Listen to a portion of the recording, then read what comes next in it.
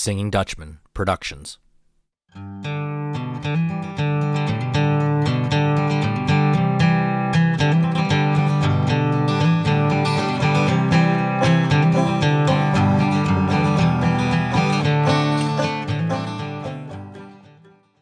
Hello and welcome to Doug's Front Porch, a podcast where I get to sit down with friends old and new and have honest conversations.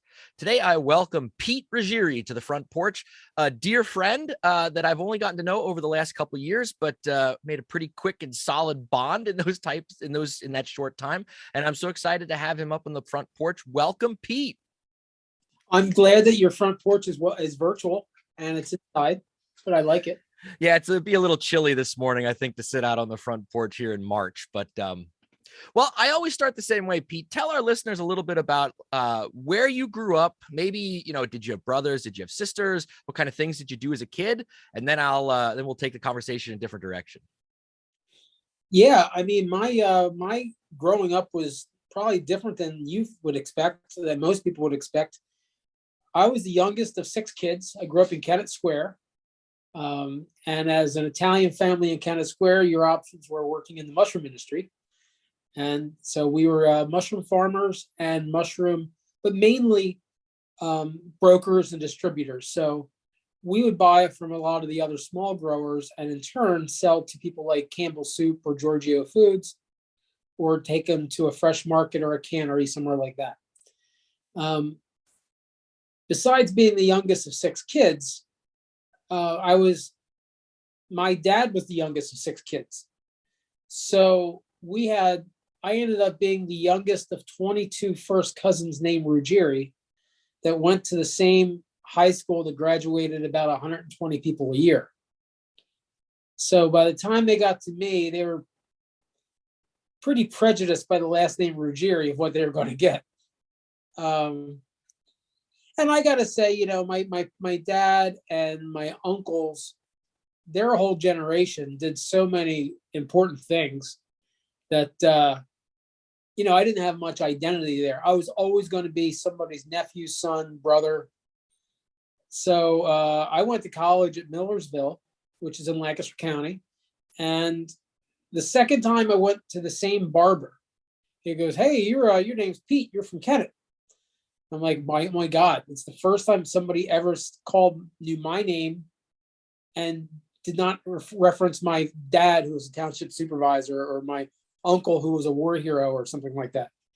So, so I just kind of stayed where I could be anonymous and make my own path. I'll ask you one follow-up question, because I didn't come from a big family like that. So being the youngest of 6 brothers and sisters, what did that teach you? Or what did you learn from that experience? I was the youngest by 6 years too. So I was definitely an oops at 40 for my parents.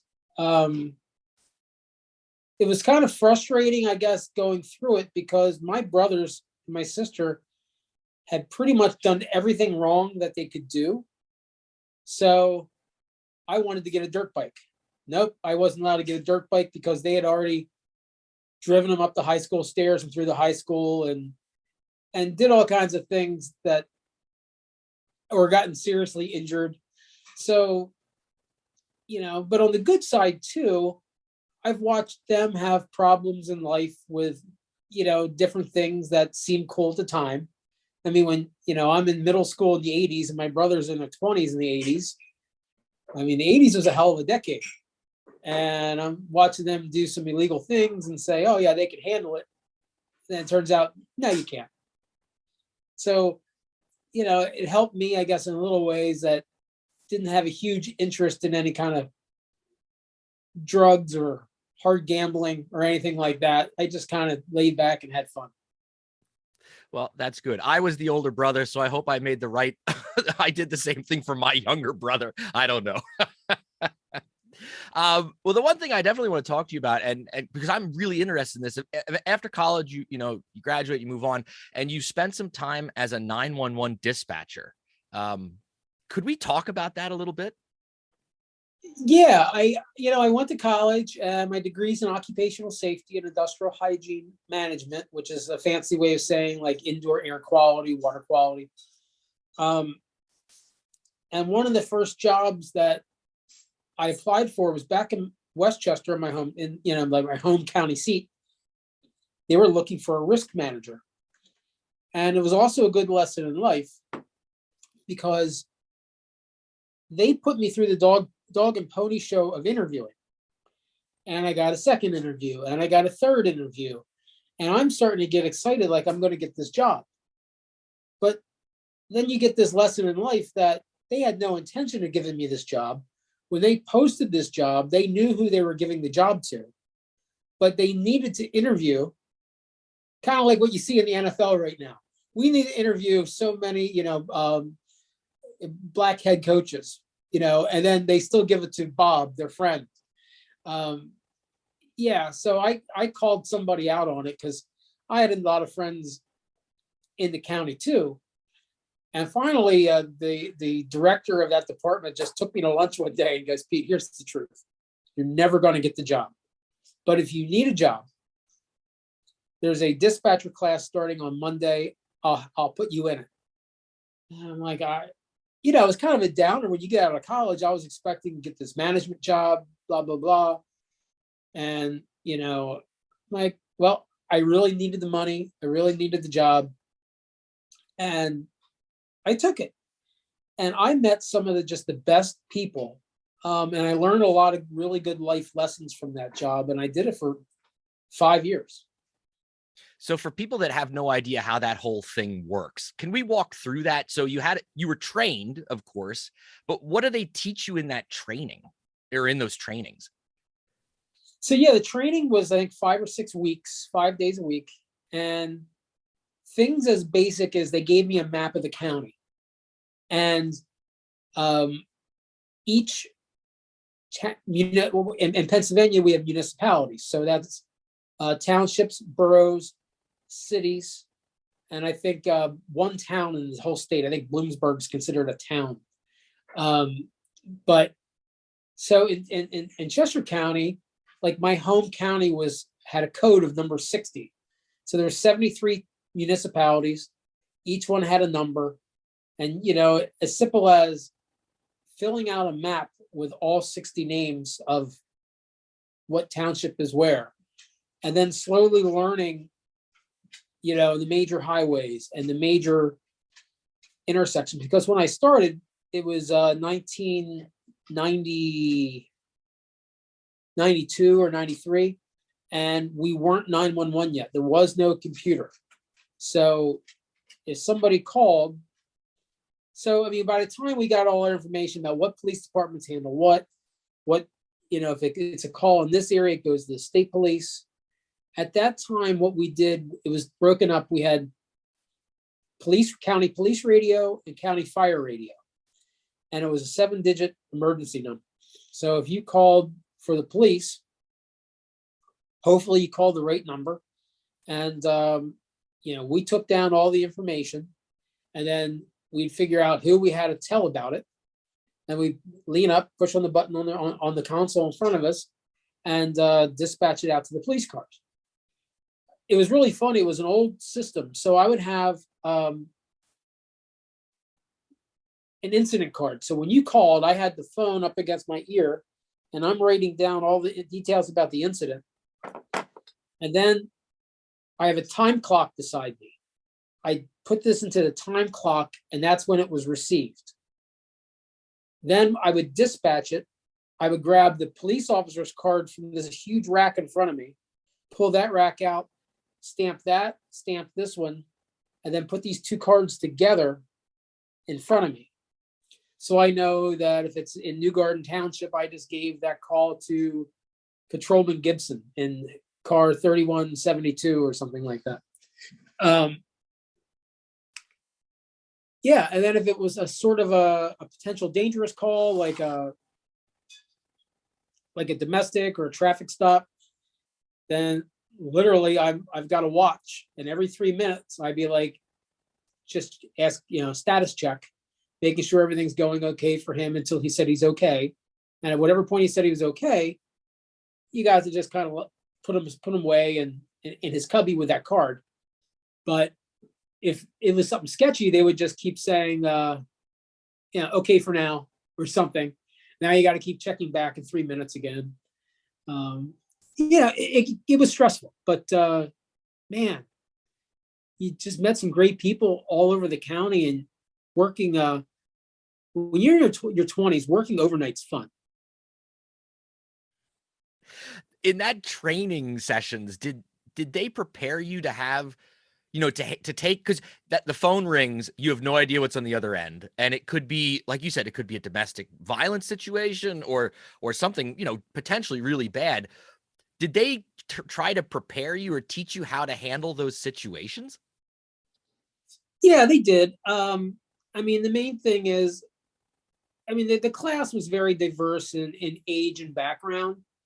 But our job really wasn't to be a therapist or to solve the problem. Our job really was to narrow where they are, and then to get the message out to the police department. When I started, this was right after there was I can't believe I forget the kid's name. But there was it was a big story in Philadelphia in the late 80s or very early 90s of a kid that had called 911 a couple times, or people like said this group of people are following him.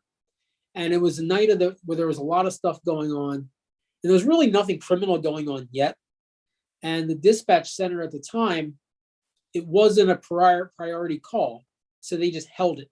They held it, and the guy ended up getting beaten up by these people and killed. So our rule from that point forward nationally was, especially us as a county dispatch center, we don't hold any calls. So if there is an armed robbery and there's bullets flying, and Doug Maddenford calls in to complain about his neighbor with a dog bark, I need to go ahead and quick put that out on the air and get it off my plate legally. So, now it's onto that local police department's job.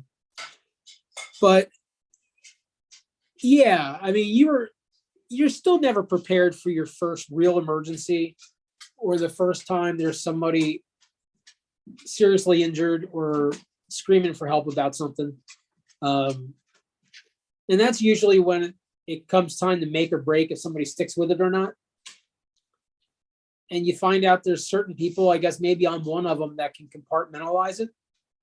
That, I'm doing what I can do.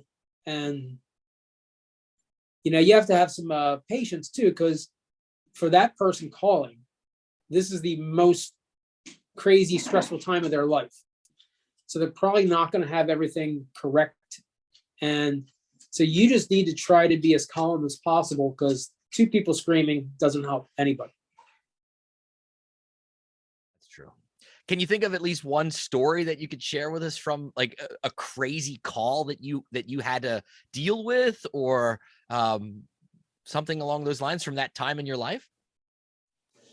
Oh, there's tons of crazy ones. The most the juicy ones are too they're not PG. So there's some borderline like horror movie kind of things. But I'll say this: the county is divided. So for those of you that don't know, Chester County borders, let's say Wilmington, Delaware on the southeast. The northeast is where the main line starts. So that's where you start getting Devon up into King of Prussia, Old Horse Money.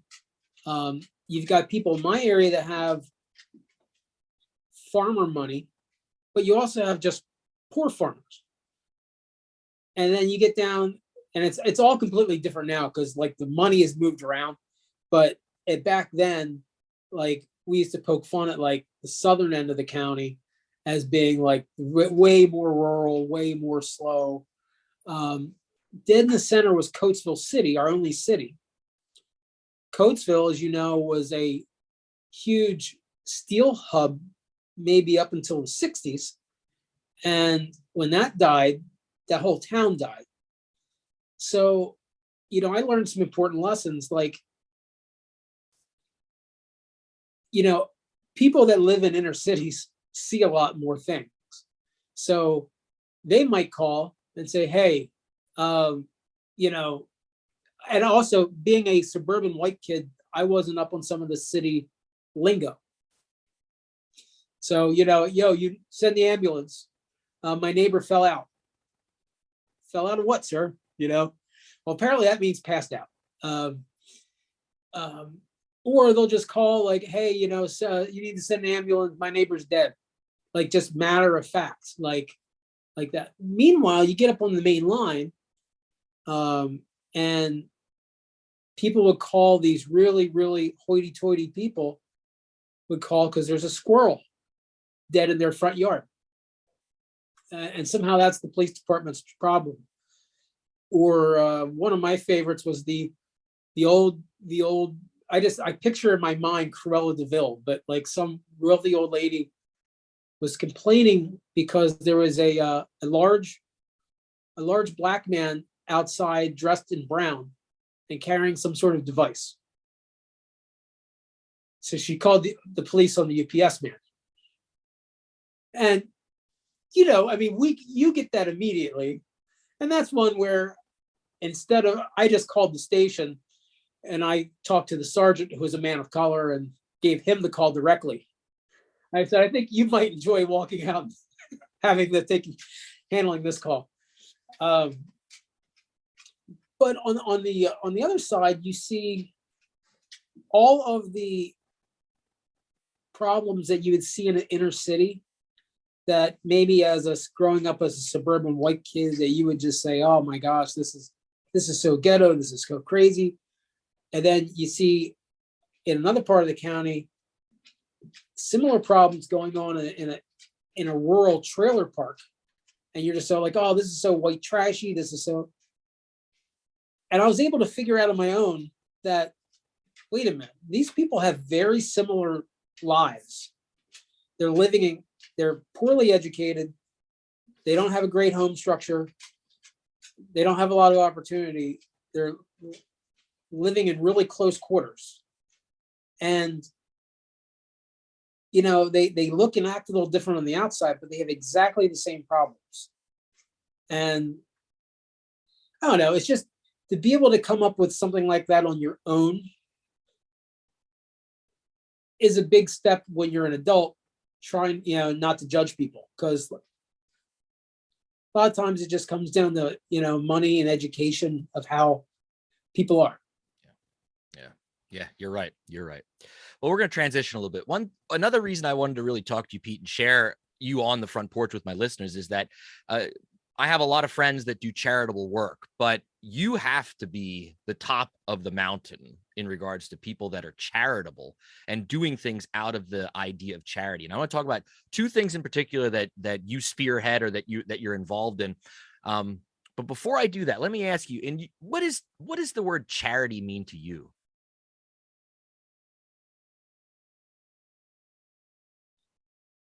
For me, because I don't really have money. My wife's got a good job, but I mean, she doesn't let me just write checks out to groups. So for me, it frustrates me when there's something that can be done and nobody's doing it. And that's kind of how I got wrapped in all these different roles in the Masons, because if I see somebody either not doing something or doing something poorly, I'm just like the Jimmy Fallon when he was the computer guy, like move, I can do it. So for me, it's just trying to, I had a lot of fun in my 20s and 30s. I'm just trying to offset some of that bad karma by doing some good things. Let's talk about one of those, the Santa stumble. Tell the listeners what is the Santa stumble, and how did that get started? Doug, it's so stupid. It's I don't like, honestly, I guess the secret ingredient must be me, and because I have a lot of friends. But one of my buddies named Rob, he and his friends were doing this thing called the York Santa Stumble. And it was literally 12 or 13 people dressed as Santa Claus on the first Saturday in December, walking around a really crappy part of York, dressed as Santa, going bar to bar. They would also have sacks of crappy toys from the dollar store, like marijuana test kits and just all potted meat, all the horrible things you can get for $1 at the dollar store. He would also put mouse traps in the bag. So half the people when they reached in the bag got snapped by a mouse trap. But this was fun. This was like 10 guys doing it. Well, I just said jokingly one time, I said, I could do this in Lancaster. I know a lot of people. So talked to some of my friends. And the first year, I think we had like 45 or 50 people out of nowhere that wanted to do it. And I just started remembering back to my 911 days and my very, very brief time as a police officer. If you're on patrol and you see 50 idiots walking around in costume, it'd be nice to know about it before you accidentally see it. So we all collected $5 from each of us, and we ran it to a local police officer, and we made a donation to the Lancaster City Police Foundation, which is they're basically the folks that take care of the mounted police and the horses and the dogs of the canine units. And they appreciated the heads up. And so it was a fun time. We raised like $250. Well, word spread the next year, just by word of mouth, and I think MySpace maybe, or the beginning of Facebook, we had like $1,500 raised. By year 3, it went ridiculous. I think year 3, we raised $10,000. And this thing just kept getting bigger and bigger and bigger. I think our biggest, we raised $50,000 in one year. We've had some COVID issues the past couple of years, so it's been a little slower. But so the second Saturday in December every year, we sell buttons on Eventbrite. And we make it very clear that it's just a donation. You're making a donation to the charity. And the button really gives you nothing. It gives you no superpowers.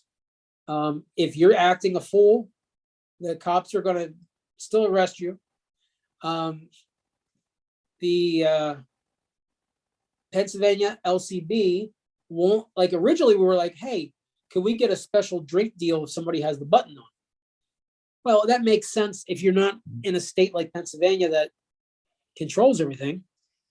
Pennsylvania, you're not allowed to give anybody a special that isn't for everybody. So there's one bar that is more of a nightclub. And if you have the pin on, you don't have to pay a cover charge. That's really the only magic thing that you get. But people love to dress up, and it's become crazy. We get a costume contest.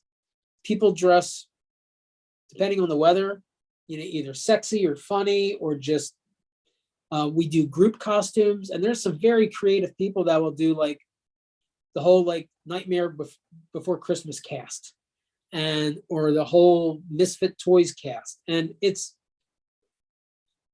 honestly, my wife and I, we talk about it. It makes no sense that people still come out, because we really do nothing. But we make up a date and we get about 10 bars ready, and people show up. Other towns have tried it and they fail. And I don't get it. But somehow every year we raise $40,000 or $50,000, and it's fun.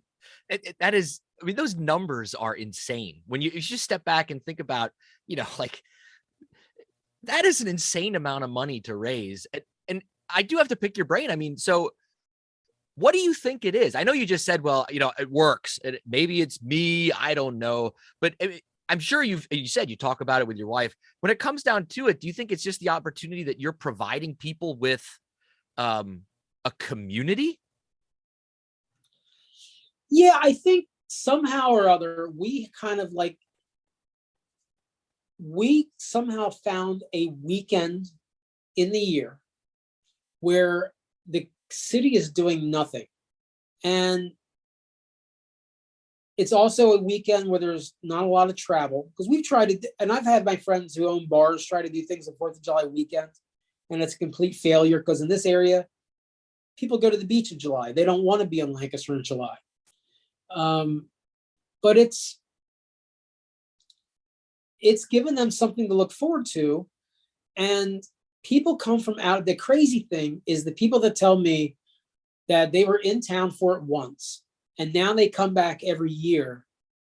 And it's what's really unbelievable to me is the fact that the city has never reached out to me or thanked me.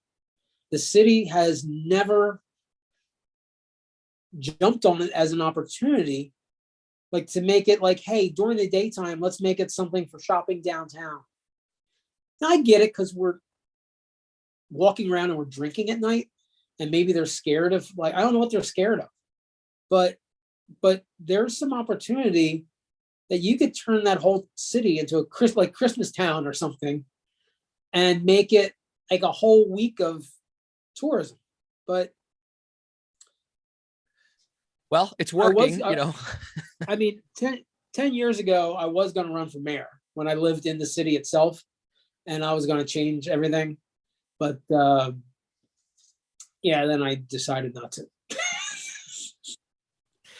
Well, it's crazy. I mean, I applaud you every year. I am anxious to hear how much money you raised this year and things like that. And I'm sure COVID, of course, that put a dent for sure in it for a while. But hopefully, now that looks like things are finally coming back to reality or normal, that this year will be big.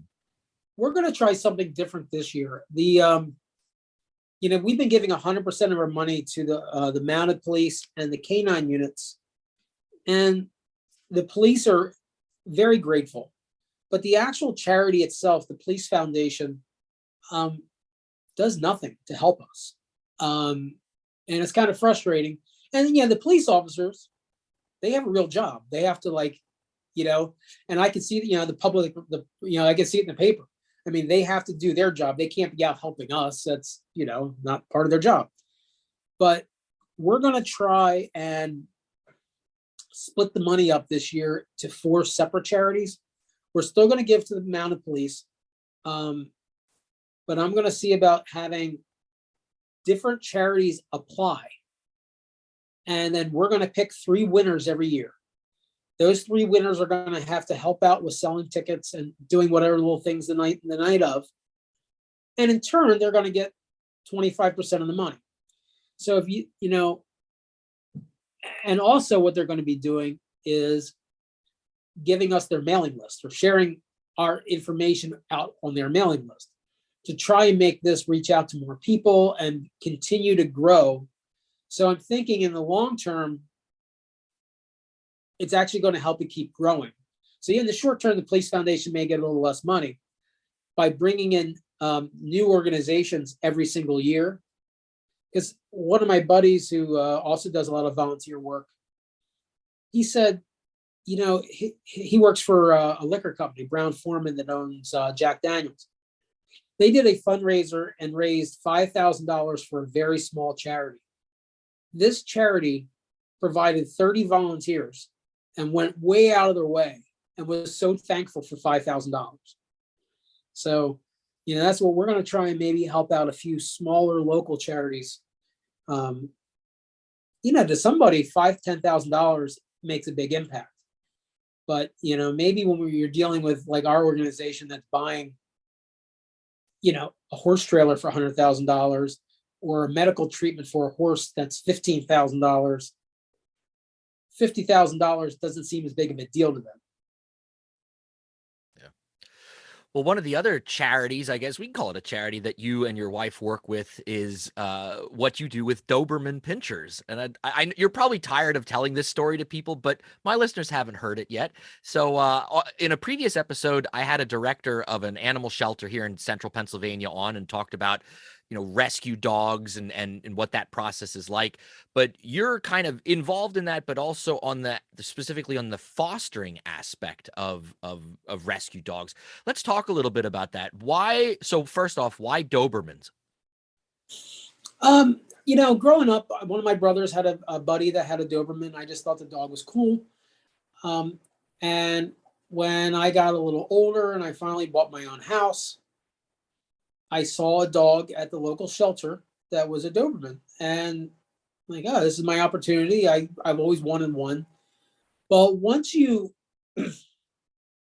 have a purebred that is especially like a working breed, has a lot of energy and also has its own quirks and health problems, you start to be kind of an expert at it.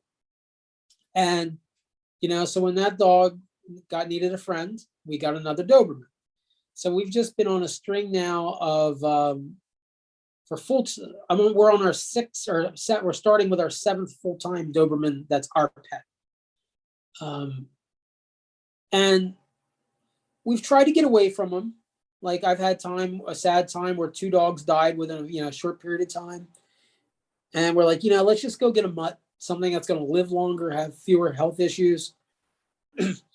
And then the rescue calls and says, we have this sad dog here with this sad story. Okay, I'll come get it. So yeah, we just kind of fell in love with the breed. And, that's one of the big differences, say, with like a single breed rescue versus an all breed, like an SPCA or our thing is when we place a dog, we want to make sure it's their forever home. And, I'll bring there. I hear them starting to stir. We have some puppies in the other room. When they're at the age that they are so adorable and everybody wants a puppy, but they don't realize at like 10 months, 11 months old, this dog's going to be 100 pounds. He is going to want to walk 4 miles a day. And he's highly intelligent. So if you are not giving him the mental and the physical exercise they need, they're going to tear your house up. So, trying to make sure that Dobermans go to houses that understand working dogs. It makes it better on that dog's potential for being in a forever home. You alluded to one thing you need to tell the listeners about, and that's your most recent experience with getting a Doberman and then having a huge surprise happen to you. Please tell that story. Yeah, so we were asked to foster this little girl named Karma. Karma was a stray. She was picked up running around the streets of Philadelphia. Let me see. Karma. Come on, Karma. Let's bring her over and see if we can get her on cam. So, Karma. So that's a Karma. So,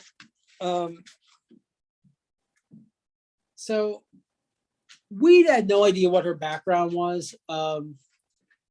She was kind of skittish of everything.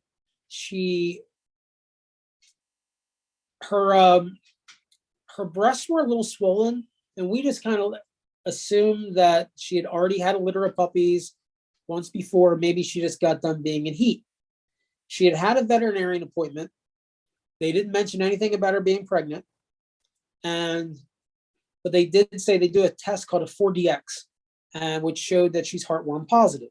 So our job was for 30 days to give her a drug called doxycycline that helps kill one stage of the heartworm virus. And then we had to bring her in for 2 other visits where they get this like nasty treatment that we have to give it to her. And then we have to kind of keep her laying low for a couple of days.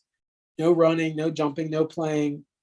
But it's like a 3-month process to get rid of these heartworms.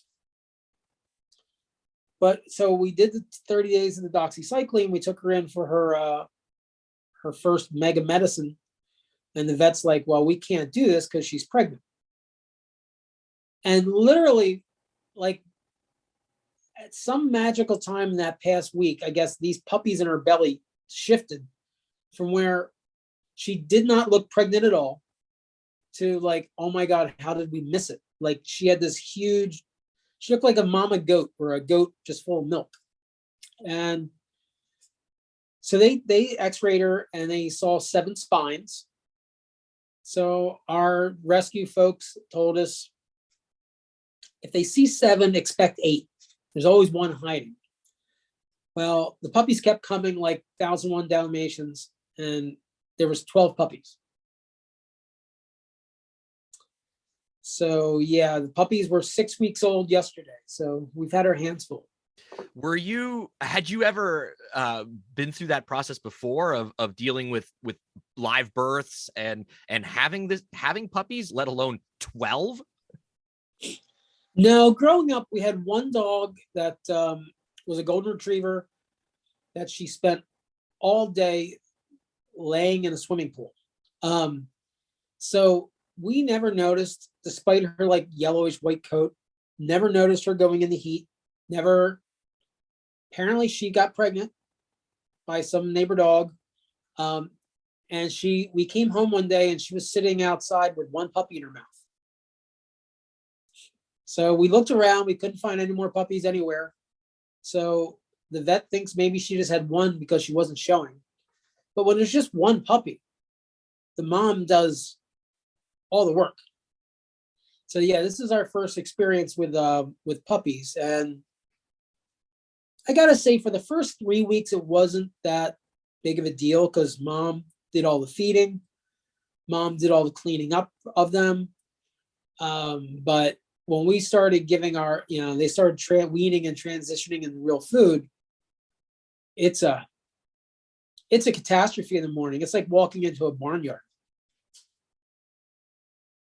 So, well, the one thing that I think has been awesome is that you've been, you're very social media savvy. And one thing that you started doing from very early on is every day you would go Facebook Live in your house. And there were these, 12 puppies. And like you said, when they're first born, they are the cutest little things. And you think, oh yeah, they're super cute. But then you have to step back and say, there are 12 of these things you have to take care of and manage and also take care of mom. And then you have these other rescue dogs in your home too, that you kind of have to make sure that they're getting their attention. I can only imagine. I mean, you had tons of people watching every day. And I remember reading a lot of comments from people saying how this is like the highlight of their day when you go live and they get to just watch these puppies rolling around on the floor or feeding or whatever. Were you surprised by the response that you got? Yeah, I kind of was like, I'm a weird introvert / extrovert. Like, I don't ever, like, I do a lot of these things. I do all these volunteering things, but I don't ever want to be standing up anywhere and get an award. I don't want anybody to, I'm not doing it for that. I do it for myself. I do it to help. But when we started seeing the people that were asking about puppies and the people that wanted puppies, people go puppy crazy, and they have no freaking idea that these are going to turn into, somewhere between a 70 and 120 pound, monster. Like untrained, a Doberman is a scary dog. And some of these applications, I'm like, there's no way. There's no way these people would tolerate and handle all this work we're doing. So I tried to, one day, I actually showed the catastrophe that we walk into every morning. Because, as a parent, you probably understand this. People post, even you only post positive things on Facebook, right? Like, I mean, you work with kids, you deal with parents and administrators. There's probably days that you're pulling your hair out and you would love to vent, but you can't do that because you're a professional. And so, like, yeah, we'll show these videos of the puppies playing in a cute, clean area. But, there's parts of our day, like our day, that are a train wreck. I recently had a medication change and it's been kicking my butt. So I'm not typing, oh, I've been on the couch for 7 hours, or I've been in the bathroom 7 times in 7 hours, you know, looking for sympathy. I'm always showing these great things. And that's what Facebook is. So I thought sometimes you need to peel that back a little bit and show that, no, puppies are a lot of work. The house stinks. Like if somebody wanted to come in here right now, I'd be so embarrassed. I tried to find a sort of a clean wall behind me. I put George up behind me because the other picture was too busy, but it's all staging. So, and I'll link this in the show notes, but what's the name of the organization that you work with for these Dobermans? DVDPA.org. So it's Delaware Valley Doberman Pinscher Assistance. And, that's another thing. People hear shelter. They think there's we're a SPCA that's got a brick and mortar building. We have a vet on staff. We have receptionists. The president is this nice lady that lives in Phoenixville.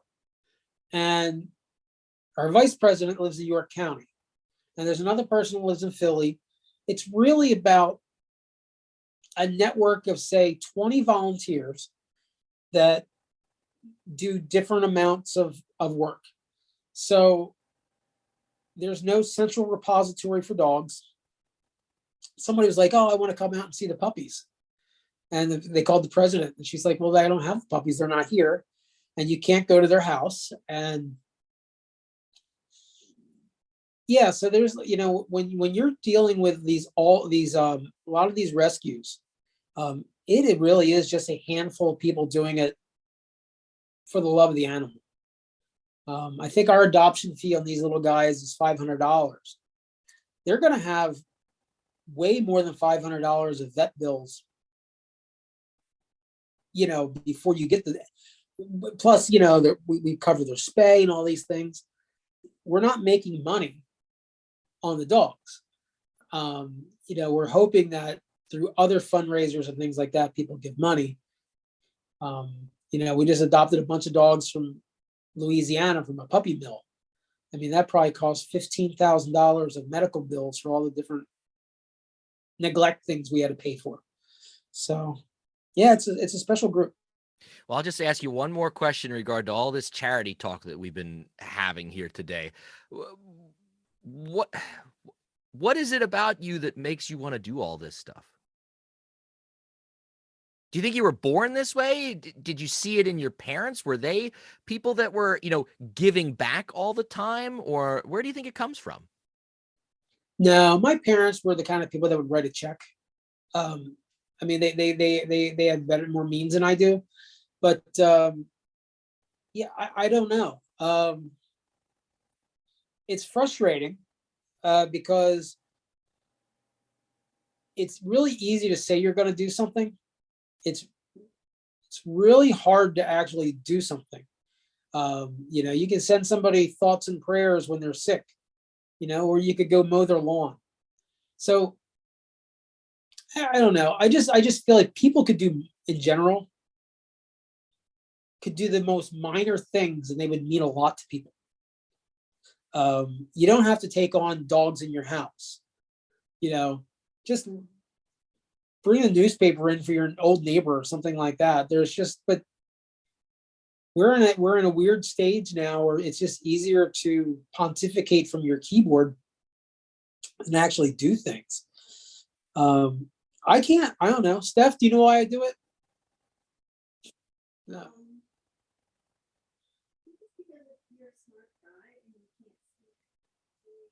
I'm a smart guy and I can't stand seeing incompetence. That's what she said. That's according to Pete's wife. Okay. That's a bumper sticker for charity. Yeah. It's and it's maybe that's like why I volunteer for some of the jobs in the Masons. When I see somebody doing something so poorly that with minimal effort I could do better, So I just stack something else on my plate. So one of these days I'm going to crash, and I'll just probably take a 5-year sabbatical, but we'll see. Well, Pete, we end every conversation the same way with 10 quick questions. Are you ready for your questions?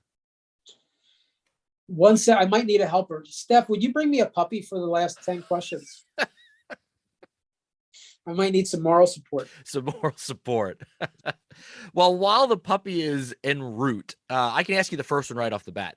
What is your morning drink of choice? Usually coffee. Today it's tea. Today it's English breakfast tea, but 9 times out of 10 it's coffee. And how do you take your coffee?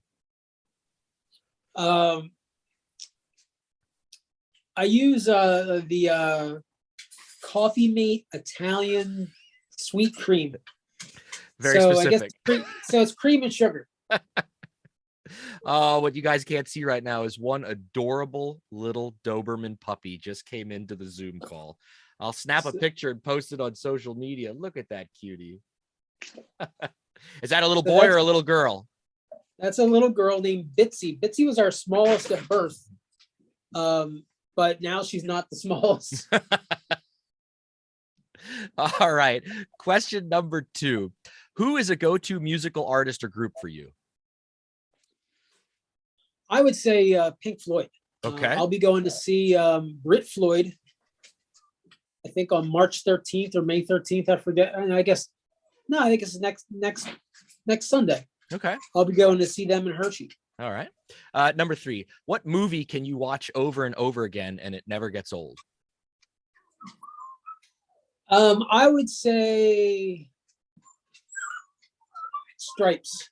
Oh, that's a great film. Yes, that is a good film. All right. Number 4. What is the last thing that you read?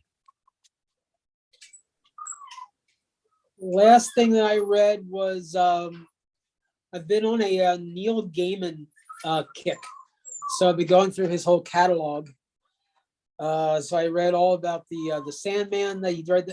That was like these DC things when he was younger. American Gods. I guess the last one was Nancy Boys. Okay. By Neil Gaiman. The puppies must be hungry, it sounds like, or something. They got stirred up. There. All right. Number 5. What's your favorite pizza topping? Ricotta. Ooh, yeah, that's good. All right. Number 6. Laying on the beach or going for a hike? Oh, anything immobile. So beach. Okay. All right. Number 7. You've invited me over for dinner. What are you making?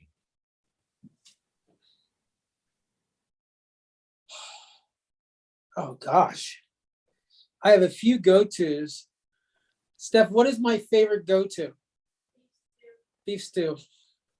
I like beef stew. That's good. I'll be over.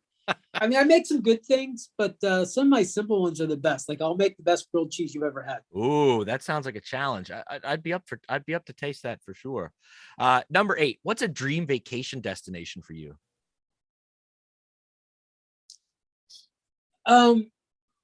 I'm pretty simple. You know, I guess a dream. So that would be somewhere I've never went. I would, maybe some more remote tropical island that isn't in the Caribbean. Like I've been all over the Caribbean, but maybe like somewhere like a Tahiti, somewhere that's in the Pacific that I've never been to. That sounds good. Number 9. What's something you're afraid of?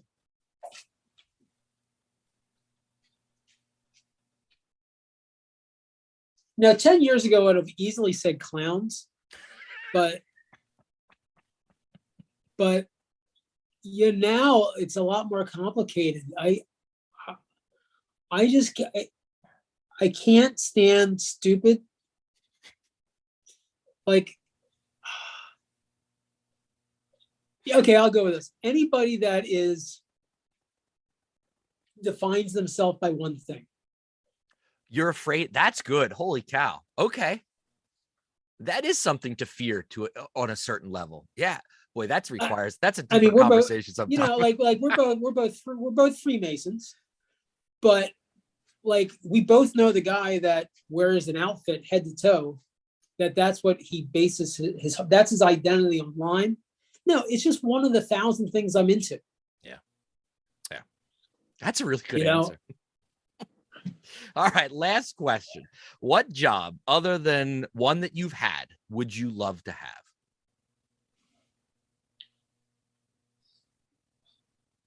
Job. Who dreams about working? Well, I mean, like, well, if it's the right job, it wouldn't even be like work. You know what I mean? Oh, man, like I say, I've never actually dreamt about working. I've always dreamt about not working. So maybe like a test driver of fancy cars. Oh, that would be, yeah. You get paid to do that. There you go. Yeah. Well, Pete, it's been an absolute pleasure having you up on the front porch. Great conversation. I will link the Doberman Rescue group so people can learn more if they're into Dobermans or see some pictures and things like that. And I just want to say, thank you for all of the hard work that you do for the various charities that you do. You might not always get told it, but I know that, what you're doing is making a huge difference. And there are people that are very grateful for what you do for all of the various groups that you're involved in. So thanks again, Pete, and look forward to talking to you again in the future. Thank you, Doug. Appreciate being a visitor. And next time I go up to Warren, Pennsylvania, I will make a breakfast date with you at that weird diner. You got it, buddy. You got it. All right. Take care, Pete. Bye. Thank you for listening to Doug's Front Porch, a conversational podcast with your host, Doug Maidenford. If you enjoyed this episode, I'd love for you to subscribe, rate, and give a review on iTunes, Spotify, or wherever you get your podcasts from. 5 stars only, please. Follow along on Facebook, Twitter, and Instagram. Just look for Doug's Front Porch. Also, please feel free to tell all of your friends about the show, and I'll see you all next time on my front porch.